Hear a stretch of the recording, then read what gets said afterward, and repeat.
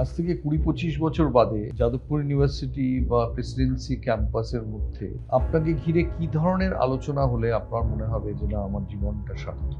তারা কি আমাকে নিয়ে আলোচনা করবে যে আজ থেকে ২০-২৫ বছর পরে কোনোভাবেই আমার কোনো অস্তিত্ব থাকবে বলে আমার মনে হয় না। রবীন্দ্রনাথ বলছেন যে আজ বিগত শতবর্ষ পরে কে তুমি পড়েছো বসে আমার কবিতা কানে কৌতূহল ভরে। রবীন্দ্রনাথের সে সাধ্য ছিল। আজ থেকে শতবর্ষ পরে আমার লেখা কেউ পড়বে এটা আমি একেবারেই প্রত্যাশা করি না। বাট আপনি কিভাবে রিমেম্বার্ড হতে চান? বেশিরভাগ মানুষই তো রিমেম্বার্ড হন না।